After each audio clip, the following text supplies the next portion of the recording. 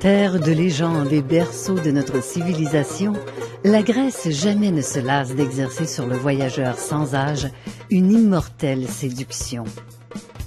Laissez-vous conquérir par le charme des villages insulaires blanchis à la chaux, où fenêtres et portes éclatent de couleurs vives, la douceur de vivre des petits ports de pêcheurs et l'éblouissante histoire de plusieurs civilisations antiques. Athènes, premier pôle économique et culturel du pays, abrite le tiers de la population grecque et aussi l'un des hauts lieux de l'humanité.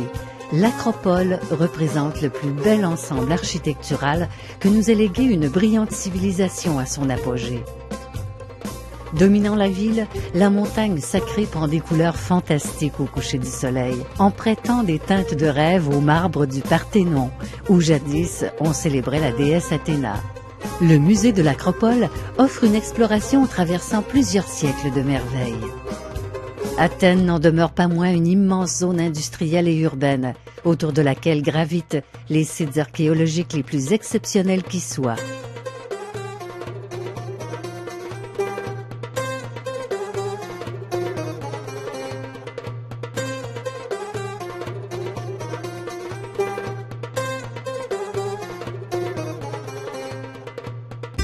Le Péloponnèse permet de découvrir l'essentiel des hauts lieux de la Grèce antique et byzantine.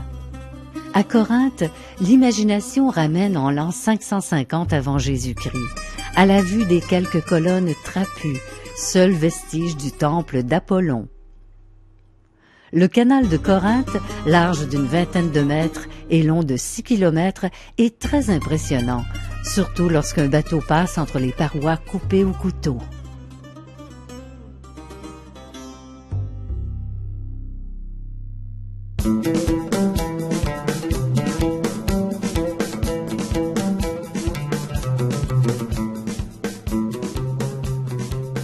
Mycène, malgré ses allures de collines arides, offre une rare végétation où les arbres fruitiers abondent. Épidore occupe la première place des sites antiques les plus visités, aux côtés d'Olympe et de Mycène. Temple de la tragédie grecque, vous y découvrirez dans le sanctuaire d'Asclépios son fabuleux théâtre, célèbre pour son acoustique unique au monde.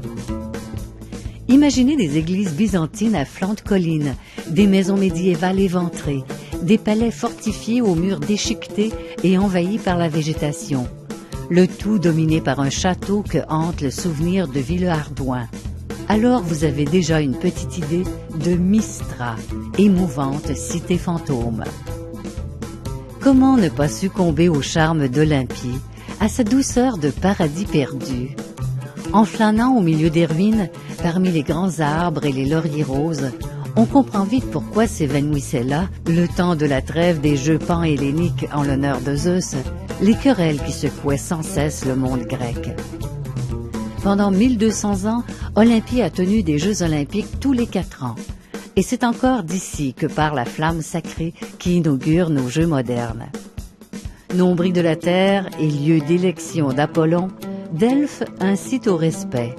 Son site exceptionnel offre une vue magnifique sur la plaine sacrée, tapissée d'oliviers séculaires, et sur le golfe d'Ithéa, où la voie sacrée serpente entre les ruines d'une série de trésors construits par les riches cités grecques pour abriter les offrandes faites aux dieux.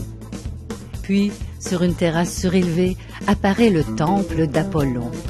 Les vestiges actuels datent des années 370 avant Jésus-Christ. Dans le vestibule de ce temple dorique étaient gravées les devises des 7 sages de la Grèce, dont le célèbre « Connais-toi toi-même » de Socrate.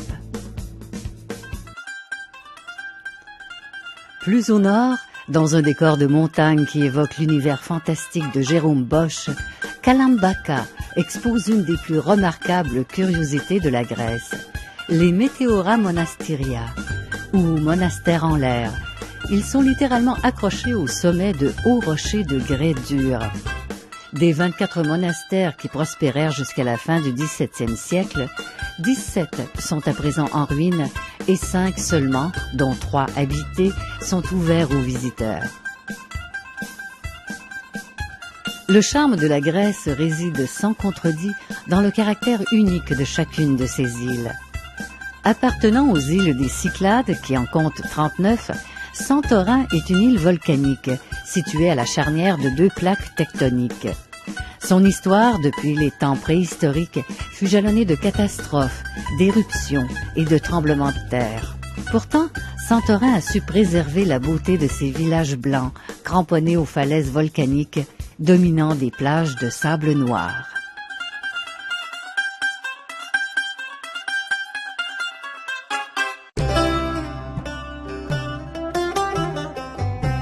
Paros est la troisième île en taille de l'archipel et la plaque tournante des Cyclades.